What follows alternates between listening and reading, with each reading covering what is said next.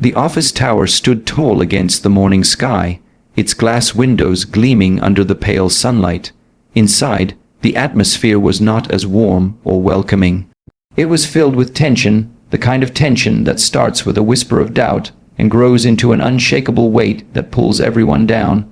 The CEO, David, sat in his corner office with a view that most people would envy, but he barely looked outside. He wasn't seeing the city's skyline or the busy streets. All he saw were endless numbers on a screen, lines of reports that spelled out nothing but problems. Sales were falling, costs were rising, investors were breathing down his neck. Every decision felt heavier than the last. He had worked his whole life to climb to the top, and now that he was here, the pressure of staying there was suffocating him. He rubbed his forehead and leaned back, letting out a frustrated sigh. Something has to change, he muttered under his breath. He had gone through the numbers over and over again, and the conclusion was always the same: cut costs, trim down staff, eliminate positions that didn't directly affect profit. That was the cold logic of business, and he had lived by that rule for years. But this time, something about it left him unsettled, as though the decision wasn't just about numbers, but about lives. Still, he convinced himself it had to be done. His eyes fell on a list of names his assistant had prepared, names of people considered non-essential. It included junior staff, some temporary workers, and at the bottom of the list, the name Henry Johnson. Henry was the company janitor, an old man who had been there for decades. To David, Henry was hardly noticeable. He came in early, left late, and never caused any trouble. He didn't make the company money, he didn't close deals, he didn't pitch ideas in meetings. In the language of profit and loss, he was just an expense.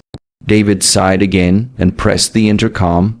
"Send Henry to my office this morning," he instructed. His assistant hesitated but complied. David closed the file and turned his chair toward the window, trying to ignore the discomfort rising in his chest. He reminded himself it wasn't personal, it was business, yet for some reason he couldn't shake the feeling that he was about to do something he might regret. A knock on the door pulled him from his thoughts.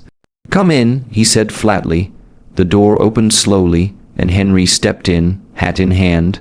He was an older man, with silver hair and a tired posture, but his eyes still held a gentle kindness. He smiled faintly, though his hands betrayed a nervous tremor as he held his cap. "You wanted to see me, sir." David gestured for him to sit. "Yes, Henry, have a seat." The janitor sat down carefully, like someone entering a room where he didn't quite belong. David took a deep breath, ready to launch into his prepared speech about restructuring and cost reduction. But then something caught his eye. As Henry shifted in his chair, a small folded piece of paper slipped out of his pocket and landed on the edge of the desk. David frowned slightly, more out of curiosity than irritation. "What's that?" he asked. Henry looked down, startled, and picked up the paper. His hands lingered on it before he reluctantly unfolded it. It was a drawing, simple and childlike, made with crayons. The lines were uneven, the colors spilled outside the shapes, but the image was unmistakable. It showed a man in a janitor's uniform holding hands with a little girl. Above the picture, in bright letters, were the words, "My hero, Grandpa." For a long moment, David said nothing. He felt a lump in his throat, something he hadn't felt in years. He stared at the drawing, at the innocent joy in the child's artwork, and then at Henry, who was now holding it like it was the most precious thing in the world. Henry smiled softly, his eyes watering. "My granddaughter drew this for me," he said quietly. "She says I'm her hero. She's only 8 years old, but she knows I work hard. She says I inspire her to study because she wants to be a teacher one day. I keep this with me every day to remind myself why I keep going. Even when the hours are long, even when the work is tiring, I look at this. And it keeps me strong." David felt something shift inside him, something he hadn't expected. He had been ready to strip this man of his livelihood without a second thought, to cross his name off a list as though it meant nothing. But now, looking at that simple drawing, he realized he had almost taken away more than just a job. he would have taken away a man's dignity, a child's pride, and a family's fragile hope. The weight of his decisions suddenly felt heavier than any spreadsheet could ever show. Henry tucked the paper back into his pocket, unaware of the storm raging in David's mind. "I'm sorry, sir," he added gently. "I didn't mean to bother you with personal things. You called me here for something important." His voice carried humility, the kind of humility that comes from a lifetime of hard work without recognition. David cleared his throat, struggling to find his words. He had never been good at moments like these, moments that demanded not logic, but humanity. He looked at Henry, and then at the list of names on his desk. One by one, those names blurred into faceless numbers. But Henry wasn't just a number anymore. He was a man, a grandfather, a hero in the eyes of a child. And David realized that if he fired him, he would not only betray Henry, but also the little girl who believed in him. He leaned forward, his tone softer now. "Henry, I wanted to talk to you about your work here. I know you've been with the company for a long time. I want you to know we appreciate what you do." Henry's eyes widened slightly. He hadn't expected those words. For years he had gone unnoticed, blending into the background like the walls he cleaned.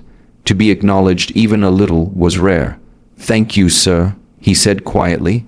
David hesitated, then added, "You're not losing your job. In fact, I think we need more people like you around here, people who remind us what real dedication looks like." Henry blinked, surprised, and for the first time that morning, David saw the glimmer of relief in the man's expression.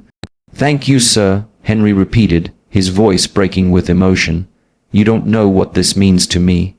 After Henry left, David sat back in his chair, staring at the skyline outside his window. The city was still buzzing, the problems were still there, the investors still waiting. But something inside him had changed. For years, he had measured success in profits, growth, and performance charts. Today, he realized success wasn't only about money, it was about people, their lives, their struggles, their quiet acts of love and courage. He had almost forgotten that leadership wasn't just about making tough decisions. It was about making the right ones, the human ones. That evening, when David walked out of the office, he saw Henry sweeping the lobby. The janitor looked up and gave him a small nod, the kind that spoke volumes without words.